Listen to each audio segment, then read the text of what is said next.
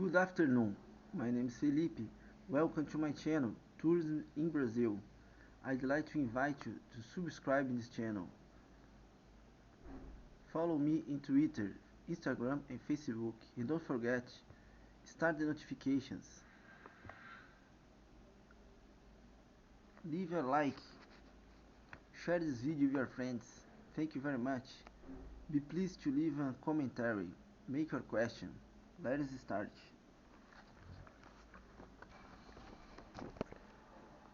Interestingly, they moved toward larger and faster commercial aircraft, which drove the industry since it began seemed to come to an end. Developments in the past 2 decades have been in the direction of saving fuel, reducing labor costs, and operating more quietly. The 747 became very important to the air freight industry since it had so much carrying capacity. Even with a load of passengers, it could carry more freight than all cargo versions of the previous generation of jets. World Airways, a charter airline, bought a 747 that could have an all-passenger or all-cargo configuration.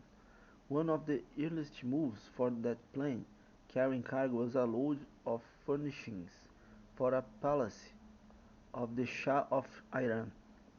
Lufthansa operated the first 747F, designed to carry cargo only, and used it across the North Atlantic. The newest version of the 747 was introduced in the mid-1980s. It's the 747-400, which looks the same aspect for 6 feet, winglets at the end of each wing. It has a two-person crew, and extra fuel is carried in a tank in the tail. The range is over 7,000 miles, and the first big order for 10 went to Northeast for Trans-Pacific operations. The 747-400's main use was to connect the United States and Japan and Western Europe, the three target markets that helped define the Dash 400's performance were Singapore, London, Los Angeles, Sydney, Chicago, New York, Seoul. Although at extremely little cargo could be carried, the first 747-400 flight was built in 1993 for use by Air France. The plane's weight capacity is 122 tons, 20 tons more than 747-200. Boeing indicated that it had orders for another 16, 740, and 400 fighters. Not all cargo is flown on jets. The Hercules, a Lockheed-built freighter powered by 4 turboprop engines, is widely used in many charter operations, and some versions are used by the military. The plane can carry about 25 tons and flies at 325 miles per hour. It can operate in and out of raw airstrips than can most airline-type aircraft. Other popular driving freighters can be spotted through the road. Most of these planes were converted from passenger configurations. In situations where distance to be traveled are say 200 miles or less, the propeller driven plane is advantageous compared to the jet. Figure 702 shows a Fairchild Expeditor used by American Express and featured in the US at saying to use it when you need cargo shipped on demand to any destination in the United States, Canada, or Mexico. Another proper powered transport based on modified Boeing Stratocruiser, an airline of the late 1940s, was nicknamed the Super Guppy. The modifications had a handful of Stratocruisers took place in the early 1970s. The craft was given a much larger freight compartment and looked as though the fuselage is bloated compared to the dimensions of the landing gear and wings.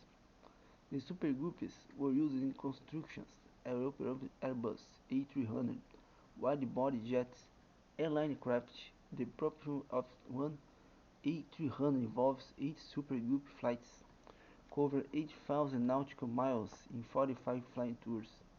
The aircraft picked up wings box made by British Airways and flies them, two at a time, from Manchester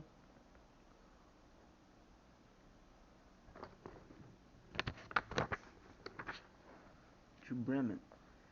There they are fitted with slats made in Amsterdam and internal systems. The Supergroup then flies the wings, one at a time, to Toulouse. Fuselage sections and tail fins also move in supergroups. The Airbus production director was quoted as saying the cost of moving the parts by surface would be $350,000 for each Airbus, about 3,000 more than when using the supergroups. In addition, the airlift has the advantage of keeping the sub-assemblies in the Airbus industry system. Each factory passes the products to the next member of the team, without intervention of shippers, handling engines or freight carriers, all possible sources of delay or damage. The airlift also makes it possible to ship sub-assemblies in larger pieces, which means that a higher proportion of the work can be done in production plants rather than in the assembly plant in Toulouse.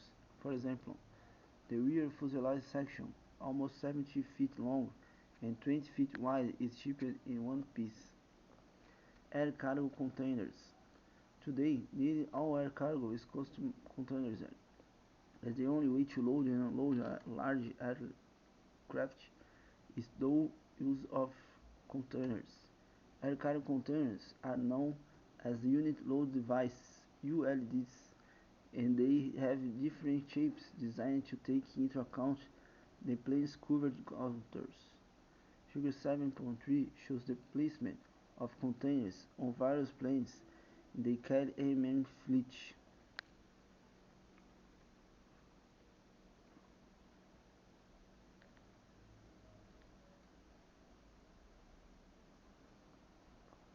Each airline uses only containers that fit in on aircraft. When we stop here, later we're going to continue. Don't forget, subscribe, start the notifications.